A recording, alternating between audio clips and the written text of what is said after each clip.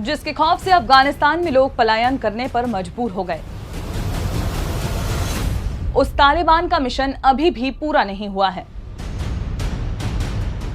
अफगानिस्तान में अभी भी एक ऐसा इलाका है जो तालिबान के कब्जे से बाहर है, वो है पंजशीर। एक अकेला पंजशीर तालिबान पर भारी पड़ रहा है, क्योंकि इस इलाके में तालिबान विरोधी बड़ी ताकतें मौजूद हैं। ये कहना गलत नहीं होगा कि पंजशीर तालिबान के रास्ते का सबसे बड़ा कांटा बन गया है, लेकिन इस इकलौती ताकत यानी कि पंजशीर की घाटी में ऐसा क्या है जो यहाँ ना तो सोवियत संघ और ना ही तालिबान कभी सफल हो पाया। तो आज के इस एक्सप्लेनर में जानते हैं पंजशीर के इतिहास के बारे में सब कुछ। पंजशीर काबुल से 150 किलोमीटर दूर उत्तर में हिंदू कुश के पहाड़ों में स्थित है। इसका उत्तरी इलाका पंजशीर की पहाड़ियों से घिरा हुआ है और दक्षिणी इलाका कोहिस्तान की पहाड़ियों से घिरा हुआ है। ये पहाड़ियां साल भर बर्फ की चादरें ओढ़े रहती हैं।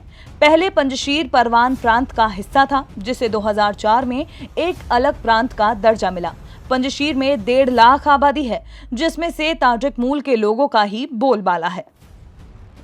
पंजशीर के पहले लीडर रहे अहमद शाह मसूद ने 1980 में सोवियत संघ और 1990 में तालिबान को इस घाटी में घुसने तक नहीं दिया था।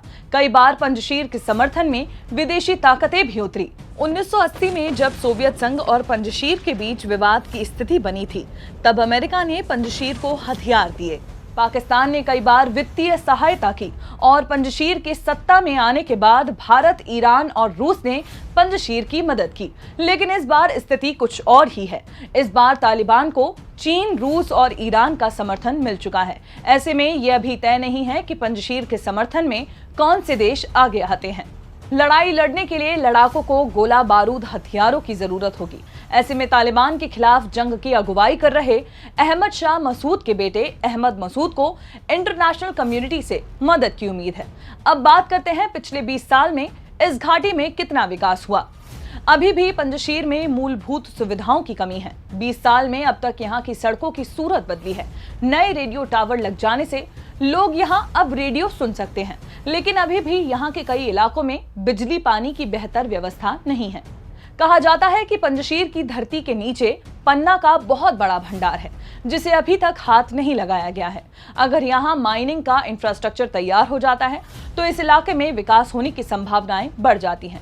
बहुत से लोगों ने पहले की तरह इस बार भी तालिबान के डर से पंजशीर में शरण ले ली है, लेकिन इस बार पंजशीर के सामने चुनौतियां ज्यादा हैं, क्योंकि तालिबान ने पंजशीर से लगे हुए हर इलाके पर अपना कब्जा जमा लिया है। ऐसे में तालिबान खाने पीने से लेकर जरूरी सामानों की सप्लाई पर रोक लगा सकता है। तो इन परिस्थितियों के बीच पंजशीर कब तक तालिबान के सामने विरोध की इस आग को कायम रखता है, ये देखने वाली बात होगी। ऐसे ही नॉलेज बढ़ाने वाले वीडियोस को देखने के लिए जुड़े रहिए दैनिक भास्कर ऐप के साथ। शेयर और डाउनलोड करें दैनिक भास्कर ऐप।